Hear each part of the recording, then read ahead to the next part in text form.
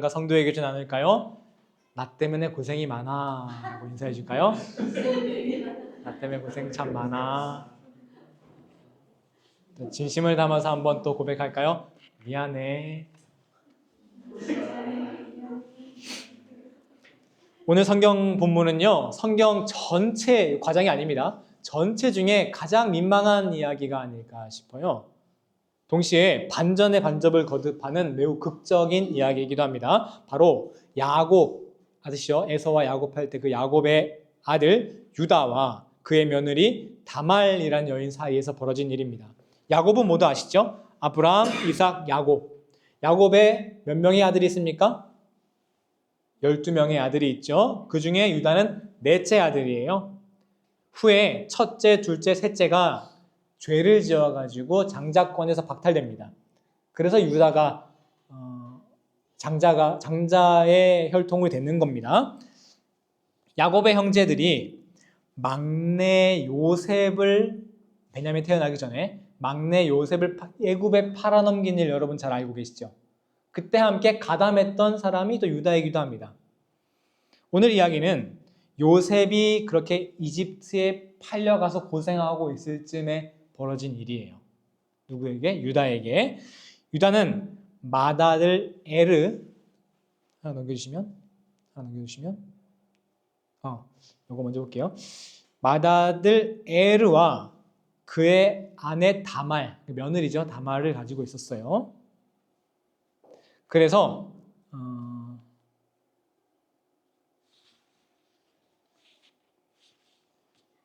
잠시만요. 죄송합니다.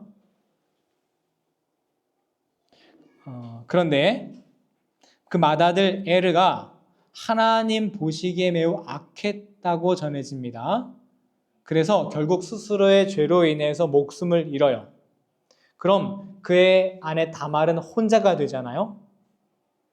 그래서 유다는 다말을, 자기 며느리를 자기 둘째 아들 오난에게 아내로 줍니다. 이게 말도 안 된다고 생각할 수 있지만요. 오늘날로 따지면 이게 사회 보호, 사회 돌봄 시스템이에요. 여성이 남편이 없으면 혼자 살아갈 수 없으니까 오늘날로 따지면 뭐 돌봄센터 이런 게 만들어지겠지만 과거, 특히 근동에서는 자기 가족 안에서 이런 사회적 약자를 보호하는 시스템이 있었던 거죠. 당연했던 문화고 오히려 그렇게 하는 게 선한 일인 거예요. 그래서 오해하지 마시고 유다가 잘한 일을 한 겁니다. 그런데 이 둘째 아들 오난도 안 좋은 놈이었어요. 하나님 앞에 죄를 범해서 벌을 받고 죽게 됩니다. 첫째나 둘째나 모두 자기 잘못, 그 아들들의 잘못 때문에 벌을 받고 죽은 거예요. 그런데 유다가 이 죄를 왜 내 아들이 이렇게 죽었을까? 누구 탓을 하게 돼요? 며느리 탓을 하게 되잖아요. 속된 말로 우리 옛날 드라마 보면 이런 말 많이 나오잖아요. 저거 남편 잡아먹는다 이런 말 하잖아요. 소위 그랬던 것 같아요. 그래가지고 유다가 그래도 점잖은 사람이었나 봐요. 이제 거짓말을 칩니다. 핑계거리가 하나 있었어요. 셋째 아들이 있었는데 이 셋째 아들이 아직 좀 어린 거예요. 셋째 아들이 아직 어리니까 너 친정에 좀 가 있어라.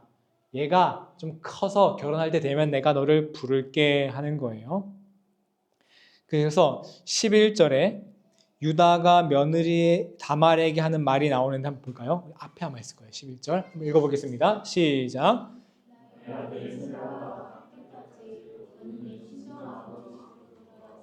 과부로 살고 있어라.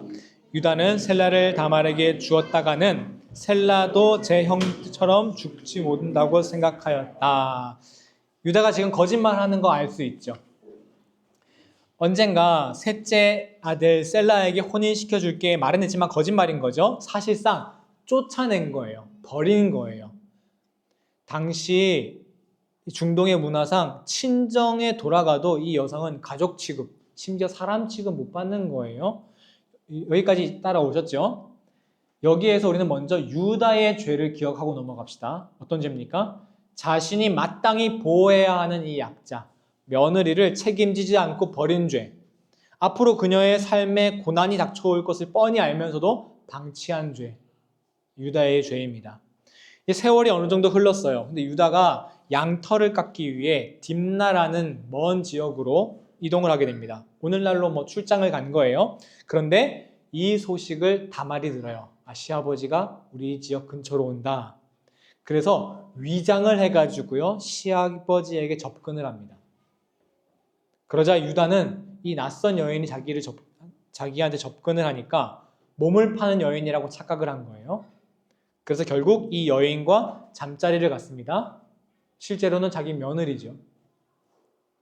여러분의 이해를 돕기 위해 조금 추가 설명을 드리자면, 당시에 여자의 역할 중에 가장 중요한 게 뭐냐면 바로 자식을 낳는 거예요.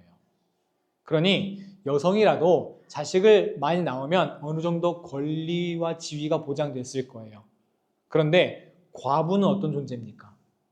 자식을 낳을 수 있는 가능성이 0인 사람, 0%인 사람. 왜냐하면 남편이 죽어서 없더라도 아무나 결혼할 수 있는 게 아니었거든요. 금지되어 있었어요. 그러니까 그 가족 안에서 계속 돌봐줘야 됐던 거죠.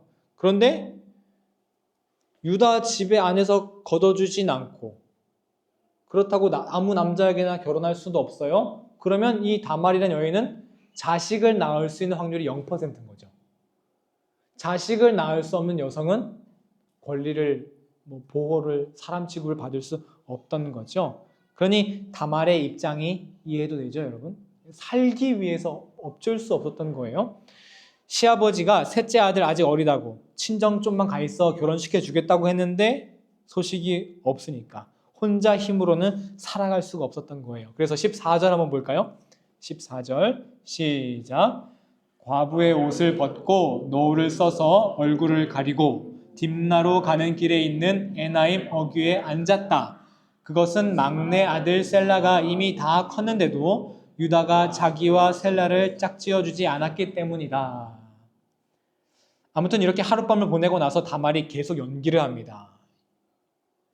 유다님, 어르신, 저 몸값을 주셔야죠. 유다가 외상을 달라고 달았어요. 외상해줘, 나 지금 돈이 없어. 그러니까 이 다말이 기지를 여기서 발휘해요. 그러면 담보가 될 물건 좀 주세요. 그래서 뭘 받냐면 유다 도장이랑 지팡이를 받습니다. 그러니까 유다는 이제 그 담보를 넘겨줬으니까 이제 값을 치르고 도장을 받아와야 되잖아요, 지팡이랑. 그런데 다말이 여기서 안 나타나요, 거래 장소에. 일부러 안 나타난 거죠. 왜? 이건 성경에 나오는 얘기 아니지만 자기가 임신되기까지 기다렸던 거예요. 임신 확인될 때까지. 왜냐면 그냥 이렇게 그때 밝히고 나면은 뭐 아무것도 증명할 게 없잖아요. 자기가 임신될 때까지 기다렸다가 결국 다말이 임신을 합니다. 그리고 다말이 임신했다는 소식이 시아버지 유다에게 들려와요.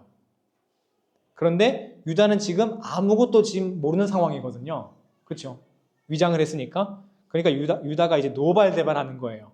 감히 우리 집안의 며느리가 남의 남정네랑 결혼해가지고 남의 애를 배? 뭐라고 하냐면 끌고 와서 불태워 죽여버려라. 이렇게 말해버립니다. 이제 다말이 막 끌려와서 죽게 생긴 거죠. 근데 그때 다말이 말하는 거예요. 내 뱃속에 애가 누구인지 아십니까?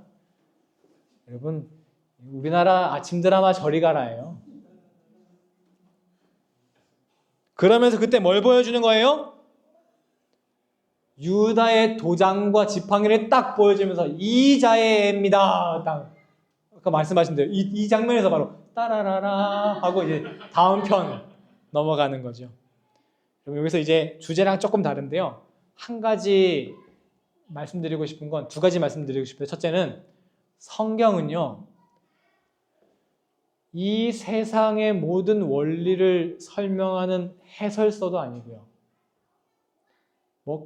거룩한 말씀만 모여있는 받들어 모셔야 할 우상도 아니라는 거예요. 성경은 우리 삶 안에 녹아있는 하나님을 발견할 수 있는 통로인 거죠. 그러니까 우리 삶 안에 우리가 예수님을 하나님 만나야 되잖아요. 그러니까 우리 삶이 다 담겨 있는 거예요. 더러우면 모든면 우리가 성경을 바로 알아야 된다는 거예요. 25절 한번 볼까요? 그 장면을 직접 보겠습니다. 25절 시작. 저는 이 물건 임자의 아이를 베었습니다 하고 말하였다. 다말은 또 말을 계속하였다. 잘 살펴보십시오. 이 도장과 이 허리끈과 이 지팡이가 누구의 것입니까? 유다는 어떤 반응을 보였을까요? 이거는 정말 다음 회로 조금 기다렸다가 유다의 반응은 잠시 보고요. 두 번째, 제가 조금 더 다른 말씀 드리고 싶은데 정말 중요한 이야기 하나 넘어가려고 합니다. 정말 이 다말이라는 여인이 대단하죠. 기지도 탁월하고요. 하지만 이 여인이 행한 일도 굉장히 안 좋은 일이죠. 벌받아 마땅하죠. 속여가지고 다른 사람도 아니고 말이죠. 그렇게 행음을 한 거죠. 그런데 흥미로운 점은요, 이 성경은 다말의 죄에 전혀 관심이 없다는 거예요. 다말의 잘못을 묻고 있지 않다는 거예요. 반대로 유다의 죄를 물어요.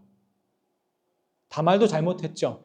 절대 잘한 일 아니죠. 하지만 성경은요, 살기 위해 몸부림치는 사회적 약자의 불법에 대해 굉장히 관대하다는 겁니다. 반대로 그 사회적 약자를 보호해야 하는 권력자에게는 반대로 굉장히 엄격하다는 거죠. 이런 관점으로 우리는 우리 오늘날의 사회를 바라봐야 합니다. 농부들, 노동자들, 때로는 참사의 피해자들이 생존권과 권리를 찾기 위해 시위도 하고 항의도 합니다. 그 과정에서 불법도 일어나고요. 심지어는 때로 그 내부에 부정부패도 일어나곤 합니다. 시위하다가 노상방뇨했다, 고성방가했다, 시위 규칙 안 지켰다, 이런 일 많잖아요. 옳은 일 아니죠. 잘못된 일이죠. 하지만 이 잘못과 사회적 약자를 보호하지 못한 국가의 책임, 상대적으로 강자일 수밖에 없는 기업의 잘못, 이것을 두 개를 비교했을 때 우리는 어디에 먼저 문제의식을 가져야 하는가? 어떤 잘못을 더 무겁게 바라봐야 하는가? 이것이 바로 성경적으로 오늘 나를 바라보는 것입니다. 크리스찬으로서 사회 문제를 바라보는 것이 바로 이런 시각입니다. 기독교 통념과 맞지 않는 법을 반대한다. 이슬람 사원 짓는 거 반대한다. 교회에는 유리한 법 지지한다. 이게 성경적으로 세상을 보는 게 아니란 말입니다. 다시 이제 다음 회로 넘어와서요. 유다의 반응이 어땠을까요? 다말이 이제 지팡이랑 도장 보여주면서 아빠가 이 물건 주인입니다 까지 했잖아요. 그러면 다말 잡으러 간 사람이 다 유다가 보낸 사람이니까 유다 이름 적혀있는 도장이 있으니까요. 바로 알 것 아닙니까? 이거 유다 어르신 건데? 온 집안에, 온 동네에 그 유다의 그 치부가 폭로되는 순간 아니겠어요? 여러분이 만약에 유다라면 이 상황에서 어떻게 하셨겠습니까? 너무 좋은 소식은요, 이때 유전자 검사가 없었다는 거예요. 딱 잡아떼면 그만이거든요. 내년 네가 어디서 죄를 짓고 와서 모함을 하는 게야? 네가 다른 애를 베고 죽을까 봐 내 도장을 훔쳤구나. 이렇게 말하면 그게 끝이에요. 그렇죠? 그럴싸하잖아요. 누가 봐도 지금보다 남성의 발언이 압도적으로 더 신뢰를 받았던 그 시대에 마음만 먹으면 얼마든지 자신의 죄를 다말하게 뒤집어 씌워서 모든 걸 덮을 수 있었어요. 설사 자기 자식이라는 거를 부정하지 않더라도 여러분, 소위 프레임 전환이라고 하죠. 야, 내가 실수 한 번 했다. 근데 너 그때 위장했잖아. 나를 함정에 빠뜨리려고 의도적으로 접근했잖아. 나는 그냥 함정에 빠진 피해자야. 너 감히 시아버지를 기만해? 이런 식으로 말이죠. 이런 식으로 본질을 흐리는 건데, 이 사건의 본질은 유다가 지켜야 할 며느리를 지키지 않은 거잖아요. 오늘 유다는 이 다말의 폭로에 어떻게 반응했을까요? 오늘 본문 26절입니다. 읽어주시겠어요? 시작.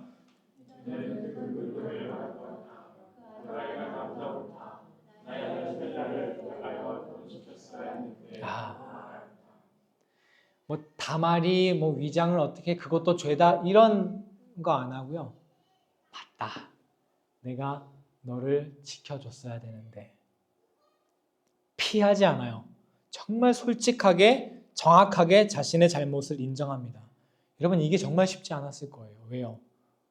단순히 벌 받아야 되니까 아니 뭐 이거 밝혀진다고 뭐 유다가 무슨 벌을 받겠습니까? 문제가 뭐냐면 부끄럽거든요. 수치스럽고 창피하거든요. 차라리 벌을 받는 문제였다면 그냥 인정하고 넘어갈 만한데 이게 어느 정도 사회적 지위가 있는 이 유다가 이런 먼저는 어디 멀리 출장하러 가서 은밀하게 남의 여자랑 잤다는 게 이게 다 밝혀져야 되잖아요. 또 얄팍한 거짓말로 자기가 며느리를 속였다는 것도 다 밝혀지잖아요. 치부가 다 드러나는 거예요. 유다는 자신의 죄를 인정하기 위해 이 수치, 이 부끄러움을 견뎌냈던 겁니다. 만약 여기서 유다가 뻔뻔하게 모른 척했다면 어떤 일이 벌어졌을까요? 성경 이야기 내용의 한 절반이 바뀌었을까요? 왜? 유다 자손에서 누가 태어나십니까? 예수님이 태어나잖아요. 예수님의 족보가 어떻게 돼요?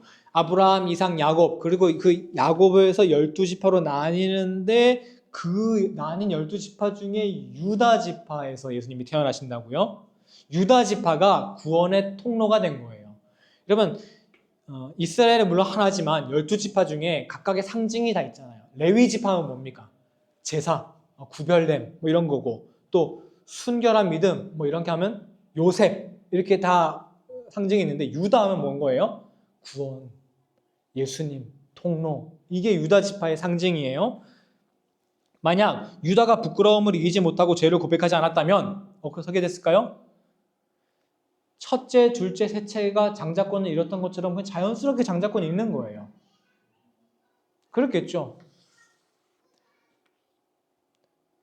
그럼 유다 지파는 예수님의 통로도 아니고 그냥 야곱의 12아들 중에 며느리를 내쫓고 음행하여서 장자권 뺏긴 그냥 가문, 그냥 그런 가문으로 남았을 거예요. 그런데 여러분, 놀랍게도 유다 가문에 똑같은 일이 또 벌어집니다. 유다 가문에서 유다와 예수님 사이 정중앙에 누가 있냐면 다윗이 있어요.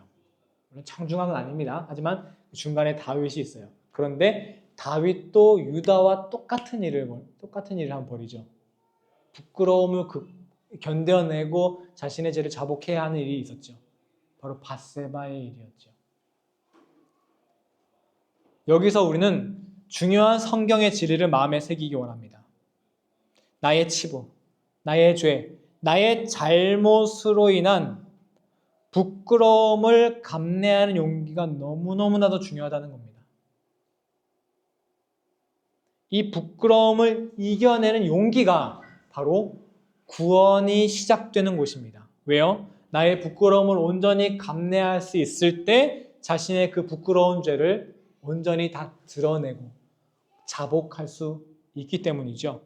우리는 살면서 이런저런 실수도 하고요. 때로는 남에게 큰 피해를 입힐 때도 있습니다. 싸울 때도 있고 지나친 말을 해서 남에게 상처를 줄 때도 있죠. 물론 그렇게 안 하는 게 제일 중요하게 좋겠지만 그게 막을 수가 없잖아요. 때로는 내가 아무 의도도 하지 않았는데 남에게 상처 입힐 때도 있지 않습니까? 그러니 더 중요한 건 잘못을 인정하고 사과를 하는 것이겠죠.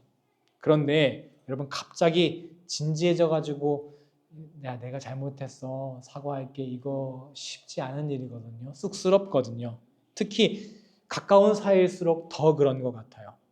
그래도 여러분 진지하게 잘못했다고 미안하다고 사과하는 그 일을 그냥 넘기지 않았으면 좋겠어요. 가까운 사이일수록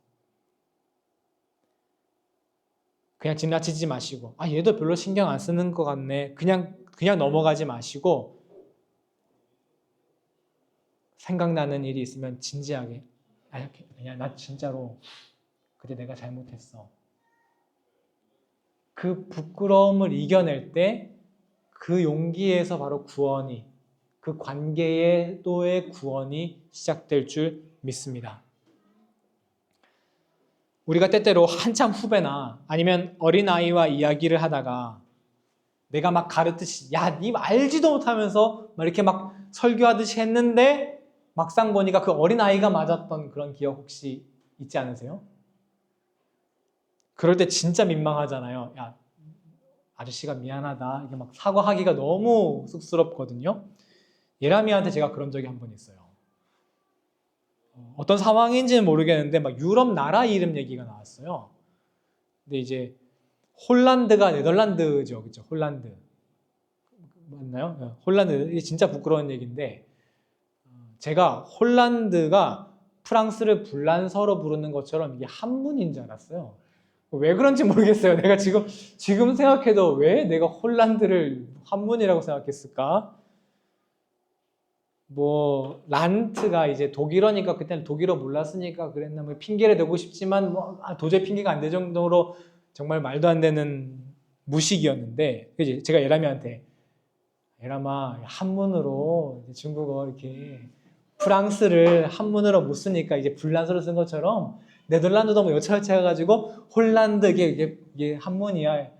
지금 생각해 보면은 예람이 표정이 그때 왜 그런지 이해가 돼요. 이게 지금 뭔 소리를 하는 건가? 얘라면은 그 홀란드라고 그 얼마나 많이 영어로 썼겠어요. 그 스펠링 알파벳으로. 다행히 이찬현 지사님께서 옆에서 듣고 계셨어요. 조심스럽게. 아, 목사님 그거는 홀란드는 그 알파벳이 맞습니다. 너무 창피하더라고요. 예람이에게 사과하고 바로 인정했어요. 예람아 미안하다. 내가 틀렸다. 바보였다.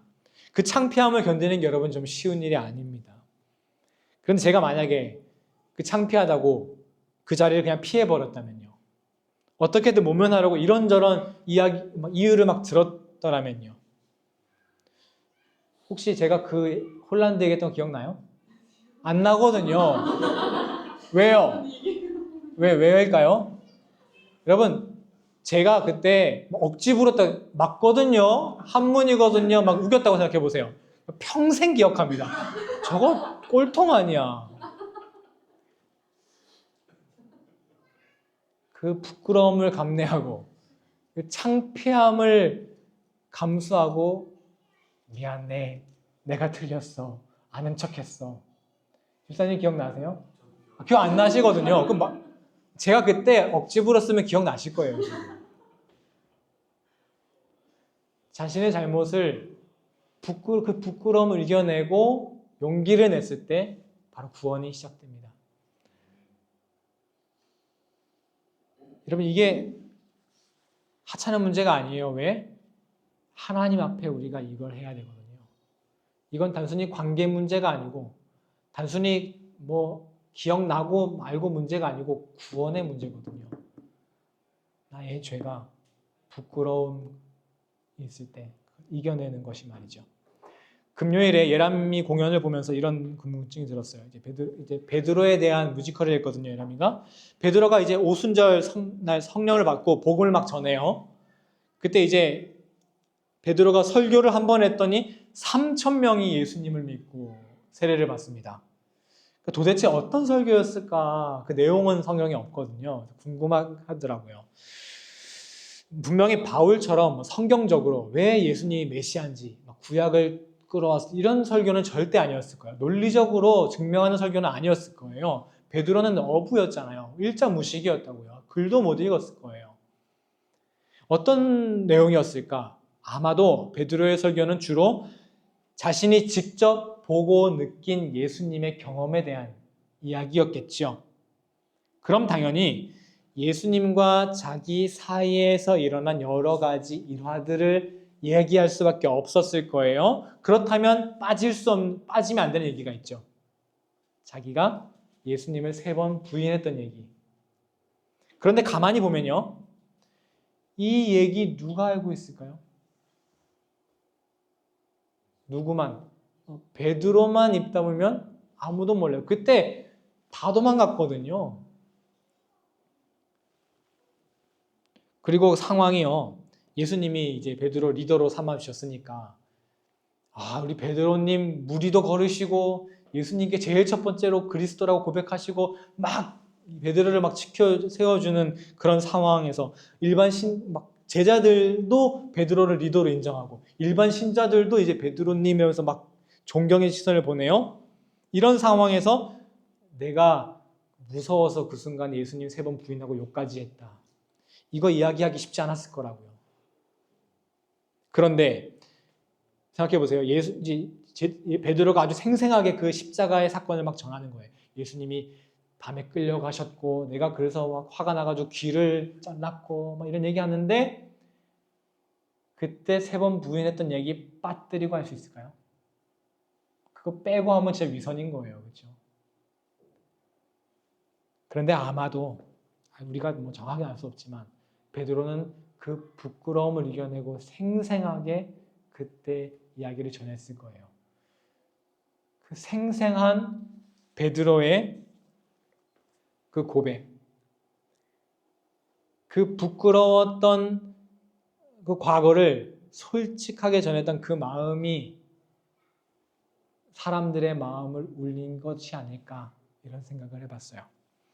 누군가에게 실수한 것이 있으신가요? 조금 심하게 말했던 것이 기억에 잊혀지지 않는 것 혹시 있으신가요? 조금 오래됐다 할지라도 그 사람조차 기억 못할지라도 잠시의 쑥스러움과 부끄러움을 이겨내고 자신의 잘못을 고백합시다. 사람 앞에서 작은 실수조차 그런 작은 부끄러움조차 이겨내지 못한다면 하나님 앞에서 우리가 어찌 나의 죄를 온전하게 다 드러낼 수 있겠습니까? 구원은 내 잘못을 고백하는 그 부끄러움을 이겨낼 수 있는 용기에서 시작됩니다. 우리 옆 사람에게 마지막 이렇게 인사하고 설교를 마치겠습니다. 나 때문에 고생이 많았어. 누구나 실수는 합니다. 그 실수를 인정하고 회개할 수 있는 용기가 우리 안에 임하고 그 용기가 진정한 구원의 씨앗이 되기를 예수님의 이름으로 간절히 축원합니다.